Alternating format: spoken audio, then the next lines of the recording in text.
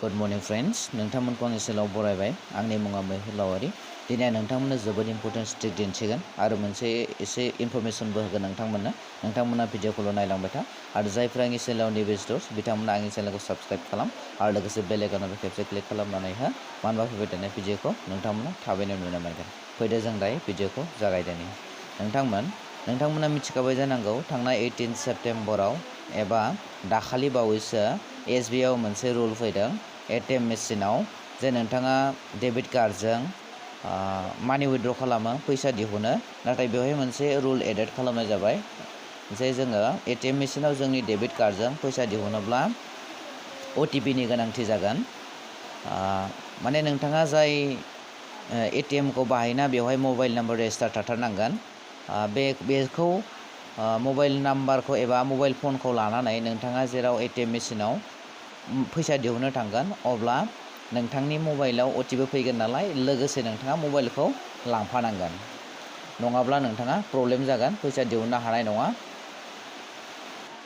नाथाय मोनसे कन्डिशन दङ नोंथाङा जुदि 10,000 नि एबभ फैसा दिहुनब्लासो माने बे OTP खौ गोनांथि जागोन नाथाय आन्डार 10,000 माने बेनि 10,000 नि सिङाव जुदि नों मानि विथड्र खालामगोन अब्ला बे OTP खौ गोनांथि जानाय नङा जेरै नोंथांनि मबाइलाव माबायदि OTP फैगोन नायनानै ला 6 डिजिट बा 8 डिजिट फैगोन OTP आ दा बेवहाय नैबायदि फैगोन नैबे इमेलाव फैदों नोंथांमोननि मबाइलाव फैगोन SMS 164930 बिदि 6 बा 8 टा मोनसे OTP फैगोन आरो बेखौ नोंथाङा ATM मेसिनाव अपसन ओंखारगोन नालाय बेवहाय थुनानै नोंथाङा मानिखौ इजिलि विथड्र खालामनो हागोन ओंखायनो आं नोंथांमोनखौ खावलायो नोंथांमोननाव जुदि ATM आव जुदि मबाइल नाम्बारा गैलाब्ला बा चेन्ज खालामनो गोनां दङब्ला जाय मबाइल नाम्बारखौ नोंथाङा बाहायाखैब्ला नोंथाङा बेंकआव थांनानै बेखौ आपडेट खालामनानै ला गोदान नाम्बार चेन्ज खालामनाबो लानो हागोन जायखौ नोंथाङा इउज खालामो बा बाहायगासिनो दङ बेखौ होनो हागोन आरो आं नोंथांमोननो नेक्स्ट भिडिअ मोनसे भिडिअ लानानै फैगोन जे SBI YONO एपजों माबायदि जों कार्डलेस माने कार्ड गैयाब्लासिनो ATM कार्ड लांफायालासिनो जोङो ATM मेसिनाव फैसा दिहुननो हायो बेखौ आं नोंथांमोननो दिन्थिगोन नेक्स्ट मोनसे ट्रिकखौ नोंथांमोना नायलांबाय था नैबे एसे डेन्जारास ट्रिक जायो दा बेखौ नोंथांमोना इलिगेल खामानियाव बाहायनो नाङा नोंथांमोन बेखौ नोङो मा खालामनो हागोन गावनि नाम्बार गैयाब्लासिनो माया मोनसे कम्पानिनि नाम्बार थांगोन आरो बेखौ SMS सेन्ड खालामनो हागोन जायखौ नोंथाङा हरनो गोसो दोङो फ्रेन्ड बा सोरखौबा असिनाखि मानसिखौ नोंथाङा जुदि SMS खालामनो गोसो दङब्ला अब्ला नोंथाङा SMS खालामनो हागोन फ्रियावनो खालामनो हागोन बियो आनलिमिटेड फ्रि नोंथांनि नाम्बार श' खालामनाय नङा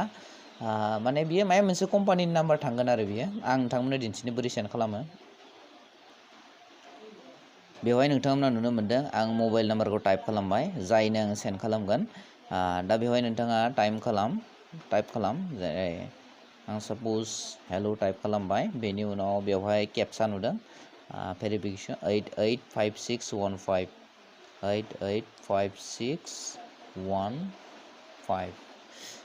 दा बेखौ सेन्ड खालामना होनांगोन नोंथाङा अब्लानिया we are sorry the message status report this text message already deleted or expired we are automatically removing text message to ensure next मोनसे ट्राइ खालामना नायनि नोंथांमोन दायो केपसाखौ दालिबाय सेन्ड खालामना नायनि सेन्ड जायोना जाया प्लिज वेट डिलीटेड माने बिदि दिन्थि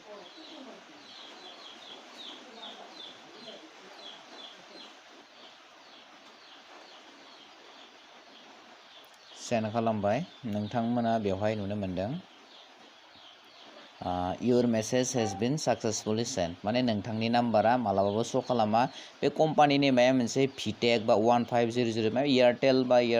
जायखिजाया बेफोरबायदि SMS फैयोना जों कम्पानिनिफ्राय बेबायदि थांगोन नोंथांनि नाम्बारा श' जानाय नङा आनलिमिटेड नोंथाङा बेबायदिनो SMS सेन्ड खालामनो हागोन सोरखौबा नाथाय नोंथाङा गिबियावनो बेखौ गुगोल क्रोमाव सार्च खालामनांगोन जायखिजाया ब्राउजार एबा गुगोल क्रोमखौ माबा खालाम अपेन खालामनानै ला बेनि उनाव टाइप खालाम फ्रि SMS बेखौ बिदि खालाम बेनि उनाव बेवहाय नुदों बेखौ डाइरेक्ट क्लिक खालामनानै हो बेनि उनाव बेवहाय नुनो मोनदों एसियाखौ क्लिक खालामनानै हो बेनि उनाव बेवहाय नुनो मोनदों बेवहाय इन्डिया नुनो मोनदों इन्डियाखौ सेलेक्ट खालाम आं जेरैबायदि खालामदों बिदि खालाम नोंथांमोन बेनि उनाव बेबायदि ओंखारबाय जायनो नोंथाङा सेन्ड खालामगोन बेवहाय मबाइल नाम्बारखौ टाइप खालामबाय दहाय दिन्थिनाय बायदि बेवहाय मेसेज टाइप खालामबाय केपचा क'डखौ होबाय सेन्ड खालामबाय अब्लानो थांगोन नोंथाङा ट्राइ खालामनानै नाय जुदि नोंथांनि न'खरनि मबाइल दङब्ला बेखिनियानो friends thanks for watching friend bye bye